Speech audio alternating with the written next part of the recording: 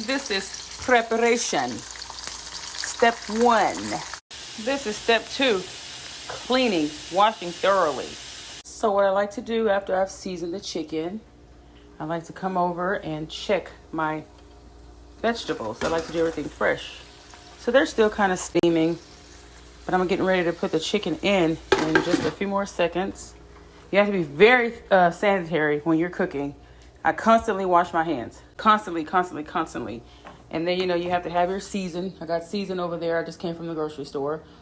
So I'll be back. So I just finished washing my hands. Just added the chicken. And as you can see, I like to get it all mixed up in there. Trust me, it always comes out so tasteful, tasty, so beautiful. I like to get those onions and bell peppers mixed up in there. I'm trying to do this myself with one hand, y'all. My son was supposed to be helping me create my YouTube channel. I really have never been one that loves to cook, but I can cook. My grandmother was the greatest cook on earth. So, of course, there's no way a woman in my family shouldn't know how to cook. There's no reason. So what I do is mix it all up, get it all mixed up in there. And I let it simmer for a while. So I'll put the top back over it. And then once it starts to brown, I'll show you what I do next.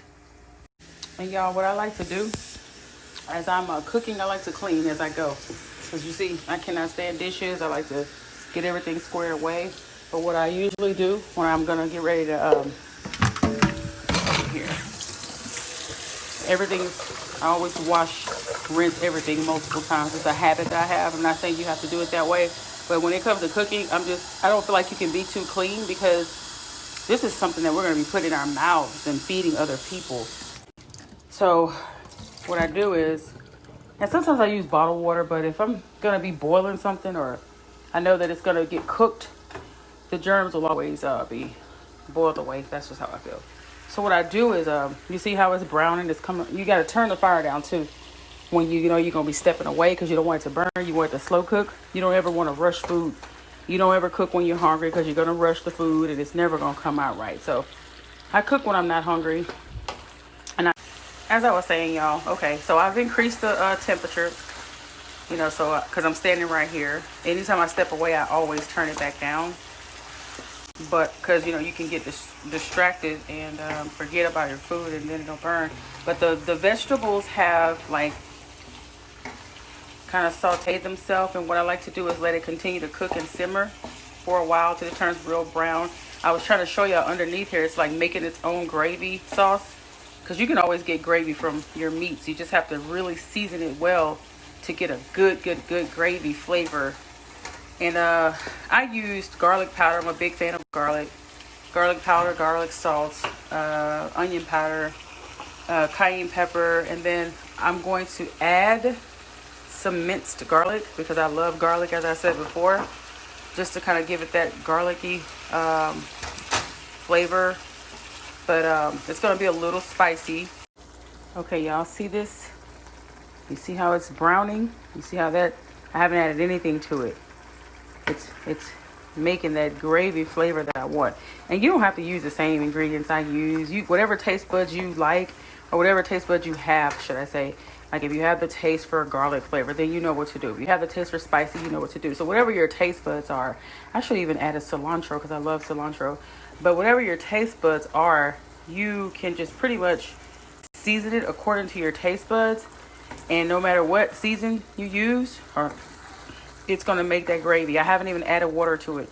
I normally wouldn't add water to this because that's quite a bit of gravy that it's making on its own from the flavor and from the vegetables that I put in here. So I'm going to let it continue to cook. You want it to be really brown before you start adding water to it because you don't want any half done chicken. And you may have to add a little flavor as you add.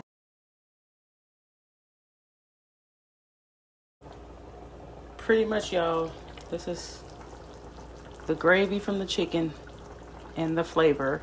I added a very little bit of water, and I didn't do that part on the camera. And I put like a little bit of butter because I love butter on everything.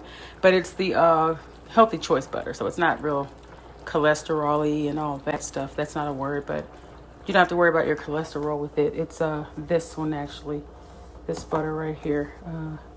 Smart Balance supports healthy cholesterol levels. So I always try to use anything healthy in that. Okay, and my last thing is my squash zucchini. Let that cook down real good.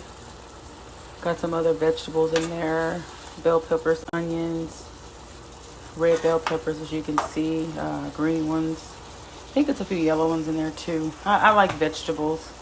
Got my green beans over here cooking. I need to turn them down a little more. The chicken is pretty much done. Those are, that's spinach. Like I said, I love vegetables. I love to eat healthy. I don't fry anything, and I mostly steam, bake, broil everything. So this is pretty much it. I have my mac and cheese over here.